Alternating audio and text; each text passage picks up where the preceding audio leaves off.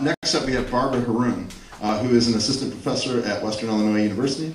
Her most recent work is forthcoming or found in the I-70 Review, Sugared Water, Per Contra, The Riveter Review, P River Journal, Mud Season Review, BioStory, The Lake, Emerge Literary Journal, Sediments Literary Arts Journal, San Gabriel Valley Poetry Quarterly, Lunch Ticket, The Rusty Toke, and the Kudzu Quarterly Review. Her favorite creative endeavors are her awesome kids, Annalie and Jet. Please welcome Barbara Harroun.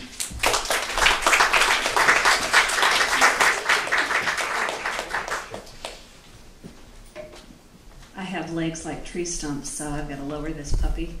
If it helps, I came to fiction through poetry. And it's a flash piece. Trapeze. The last Halloween we were married, Greg took me to a party he heard about from a friend of a friend. Greg drove the country roads like he knew where he was going. We didn't talk.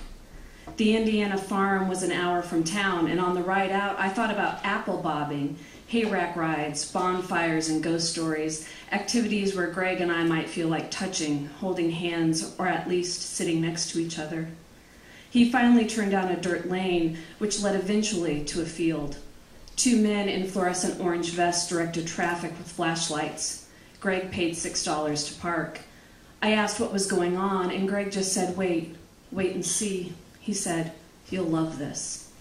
We followed a trail of people to a field lit like a landing strip.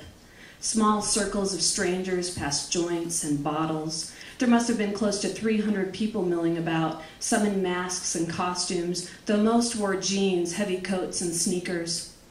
I dressed up for the occasion, a chocolate dress that cinched at the waist, thick tights, push-up bra, makeup, and sleek, flat-ironed hair. I wore new boots. One look around and I saw how absurd the high heels on them were. For all those people, it was quiet.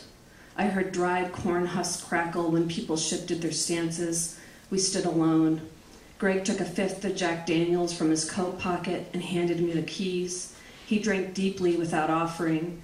I worried about finding our way home. Greg pointed with the bottle to the center of the field. He walked toward a skeletal structure containing two tall ladders with adjoining platforms. They stood directly across from one another, about 50 feet apart. Then I saw the trapeze high above the fallow field. There was no net. Greg moved as though the sight did not shock him. He moved the way he walked out the door each morning, a gait that suggested he wanted to sink into the floor, disappear. I hated him for a moment, hated the way his jacket hung, hated the back of his head, but I followed, quickening my step, twisting an ankle on the uneven ground. The girl stood at the base of the ladder. Her face was profiled in the floodlights. Her nose hooked the air. Sequins had popped off the bodice of the leotard she wore in great chunks, leaving dark spaces like lost teeth.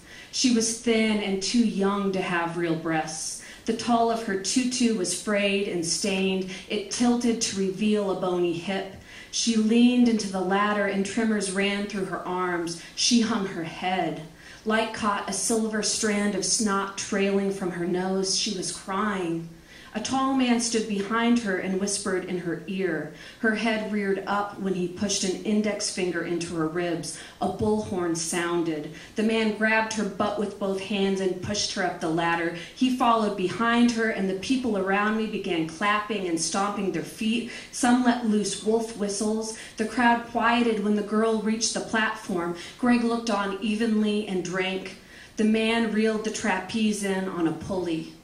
I held the car keys like a talisman. I tugged Greg's sleeve. "Let's go," I said. "Please, let's go." Greg shook me off his arm. The man gripped her by the wrist, and I thought the poor girl must be cold. I wondered if the tall man was her father or her pimp, if she had run away or been kidnapped. She needed rescuing. He placed her hands on the metal bar, and she braced herself. The man took half a step back. She looked down at her feet, and I saw they were bare. The man pushed pushed her hard, and she sailed across the field. Everyone cheered. I knew Greg was waiting for her to fall. They were all waiting for her to fall. Her legs, those legs, tried to run on air, but this wasn't a cartoon. Then I was running across the field to the car. No one to catch me when my heel sunk deep into the earth, and I fell hard enough to feel the air leave me. All eyes were turned upward, all voices raised. Thanks. Yeah.